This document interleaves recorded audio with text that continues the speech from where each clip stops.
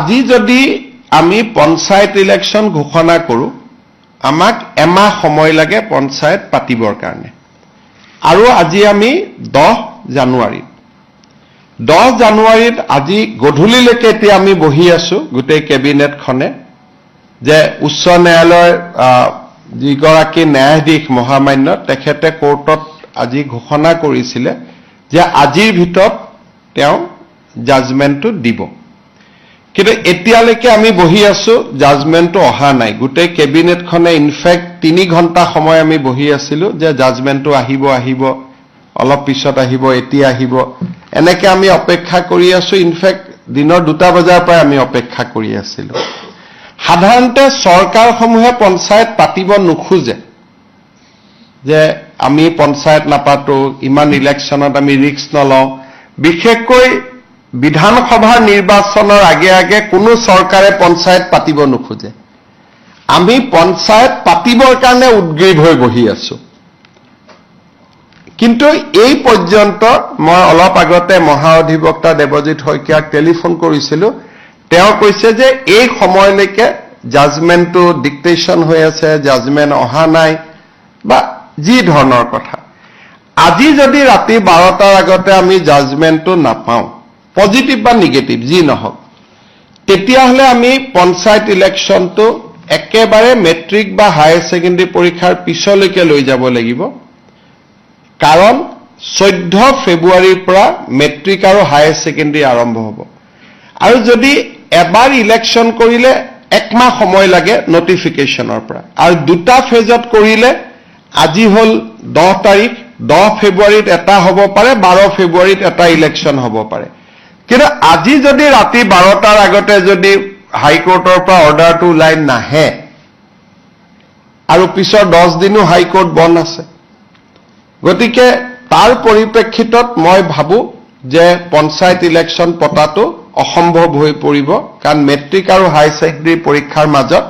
Panchayat election পাতিব পৰা নাযাব গতিকে যি সকলে মোক সুধি আছে যে পঞ্চায়ত ইলেকশ্যন কেতিয়া হ'ব মোৰ উত্তৰ এইটোৱে যে চৰকাৰে আজি 3 দিন ধৰি আৰু কেছবিলাক হৈছে অকল এটা কৰিমগঞ্জ জিলাৰ 19খন পঞ্চায়ত লৈ বাকি অসমখন ইয়াৰ লগত জড়িতই নাই কৰিমগঞ্জ জিলাৰ 19খন পঞ্চায়ত লাগিলে কৰিমগঞ্জ জিলাত ইলেকশ্যন নাপাতিলেও হৈ গ'লহেঁতেন বাকি জায়গাখিনিত ইলেকশ্যন পাতিব আমি অনুমতিটো পালে আমি ইলেকশ্যন পাতি দিলোহেঁতেন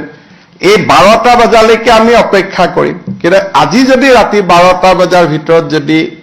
নাহেগৈ হাইকোৰ্টৰ পৰা তেতিয়াহলে মই ভাবো যে মেট্ৰিক আৰু হায়াৰ সেকেন্ডাৰী পৰীক্ষাৰ আগত ইলেকশ্যন হোৱাটো অসম্ভৱ হৈ পৰিব আৰু এই ইলেকশ্যনো পিছুৱাবৰ কাৰণে কোনে লাগি আছে কংগ্ৰেছ দলৰ কৰিমগঞ্জ দলৰ প্ৰাৰ্থী হাফিজ ৰফিজ আহমেদ চৌধুৰীয়ে গোটেই কেছটো কৰি আছে আৰু তাৰ পৰা বুজা যায় যে গোটেই পঞ্চায়ত ইলেকশ্যন খেলিবৰ বাবে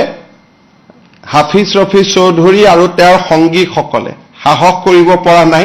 আৰু সেই কাৰণে কেছটো কৰি পেলাই পঞ্চায়তটো পিছুৱাই আছে নিয়মমতে পঞ্চায়ত পাতিব লাগে যে চৰকাৰক বিপদত পেলাও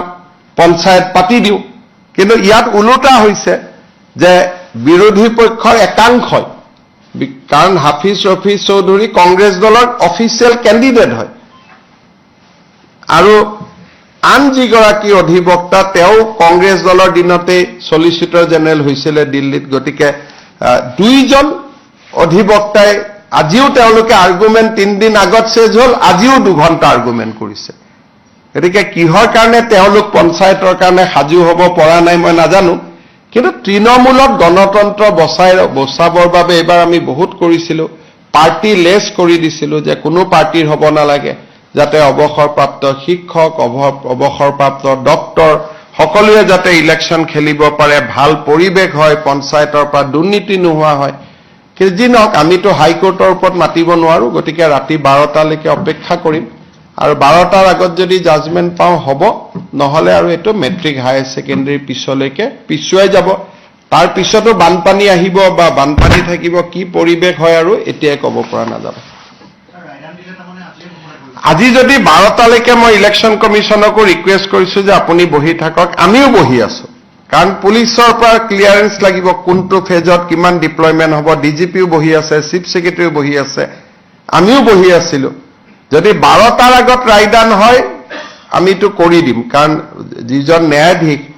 মহা অধিবক্তাই কোৱা মতে তেওঁ কোৰ্টত কৈ গ'ল যে মই চেম্বাৰত গৈ জাজমেণ্টটো লিখি জাজমেণ্টটো দিম। কিন্তু এতিয়াতো 8:45 হ'ল, জাজমেণ্টটো আমি হাতত পোৱা নাই। যদি 12টাৰ আগত জাজমেণ্ট হয় তেতিয়াহ'লে হ'ব, যদি 12টাৰ আগত জাজমেণ্ট নহয় উচ্চ ন্যায়ালয়ৰ বিপক্ষেতো আৰু আমি যাব নোৱাৰোঁ। গতিকে তাৰ পিছত যদি জাজমেণ্ট ভাল বেয়া হয় তাৰ পিছত এপিল কৰা বা প্ৰয়োজন সাপেক্ষে সুপ্ৰিম কোৰ্টলৈকেও যোৱা এটা লিগেল চিষ্টেমত আমি সোমাই যাব লাগিব। ভাল হ'লেতো ক'তো যাব নালাগে, বেয়া হ'লে আকৌ ডিভিজন বেঞ্চ, সুপ্ৰিম কোৰ্ট, এটা দীঘলীয়া প্ৰক্ৰিয়া এটাত আমি সোমাই যাব লাগিব। অসম চৰকাৰে বিচাৰিছিল যাতে যিখিনি বিবাদিত জিলা আছে সেইখিনি আমিতো কৈছিলো যে যদি 19খন পঞ্চায়তৰ কথা, 19খন পঞ্চায়ত বা সেই জিলাখনেকে কমপ্লিট বাদ দিয়ক। আমাৰ এডভোকেট জেনেৰেল তাত আৰ্গুমেণ্টটো দিছে। এতিয়া ন্যায়াধীশগৰাকীয়ে কেনেকে জাজমেণ্ট দিয়ে এতিয়াতো মই দেখা নাই জাজমেণ্টটো দেখাৰ পিছতহে আমি অপিনিয়ন দিব পাৰিম ভাল বেয়া, যিয়ে নহওক কিয়। আমাৰ মতে নগ'লে তেতিয়াও কথা, কিন্তু আমাৰ ফেভাৰতো যদি যায় আৰু জাজমেণ্টটো কালি পাওঁ তেতিয়াহ'লে ইলেকশ্যন নহ'ব। 12টাৰ আগতে পালেহে ইলেকশ্যন হ'ব, নহ'লে মেট্ৰিক পৰীক্ষা হায়াৰ ছেকেণ্ডেৰী পৰীক্ষাৰ ইমান ওচৰত গৈ